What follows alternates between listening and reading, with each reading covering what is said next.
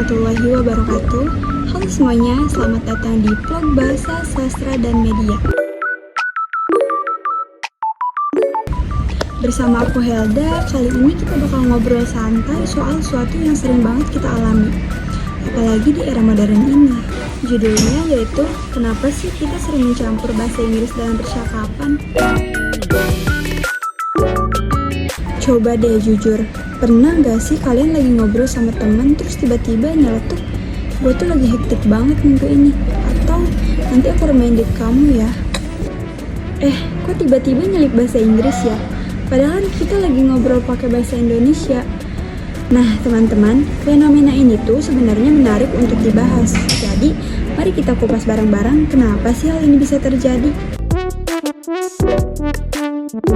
Jadi, alasan pertama kenapa kita sering nyampur bahasa Indonesia sama bahasa Inggris itu karena pengaruh globalisasi.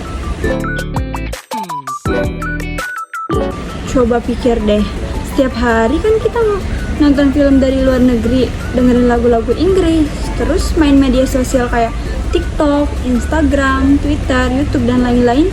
Itu kan sekarang sudah semuanya banyak banget yang pakai bahasa Inggris ya.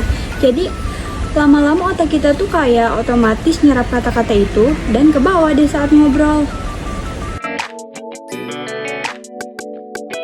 Alasan kedua yaitu karena kadang bahasa Inggris tuh kedengaran lebih simple dan keren ya jujur. Kayak misalnya aku tuh lagi overthinking banget. Ini tuh lebih simple dibanding kita bilang aku sedang terlalu banyak berpikir sampai capek sendiri.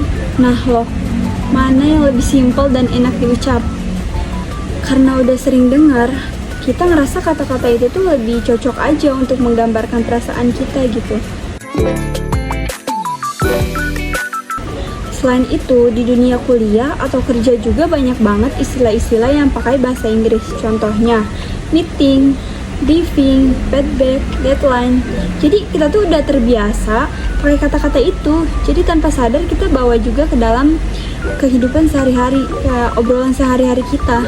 Bahkan ya, waktu ngobrol santai sama temen pun kita tetap ngomong, kita perlu meeting nih buat tugas kelompok.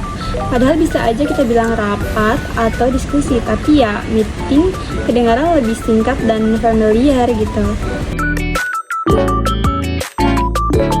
Selanjutnya ya, memang ada padanan bahasa Indonesia, tapi kita tuh jarang dengar dan pakai. Kayak misalnya, mouse itu tetikus, headset penyuara kuping, handphone itu dawai. Ngomong-ngomong soal padanan kata, aku mau coba sedikit eksperimen deh. Aku mau tanya teman-teman kerja aku, mereka tahu gak ya arti-arti itu? Oke teman-teman, aku mau tanya teman aku tentang padanan bahasa Indonesia itu, apakah mereka tahu? Halo kak, kakaknya lagi pada ngapain nih? Pada istirahat. Oh istirahat. Kak boleh tanya gak? Itu yang benda yang kakak pegang namanya apa? Handphone. Kalau tahu gak bahasa Indonesianya handphone itu apa? Emang handphone ada bahasa Indonesianya ya? Ada dong, tahu gak? Enggak. Menurut kalian apa? Salah, bukan HP. Salah. Bahasa Indonesianya handphone itu dawai. Oh, dawai. Kita baru tahu ya bahasa Indonesianya handphone itu dawai. Iya kak, jadi bahasa Indonesianya handphone itu dawai. Memang kata ini tuh tidak umum dan tidak banyak digunakan sih. Makasih ya kak. Maaf udah ganggu waktunya. Oke teman-teman, selanjutnya aku mau tanya temen aku yang lain. Halo kak. Kak, boleh tanya gak?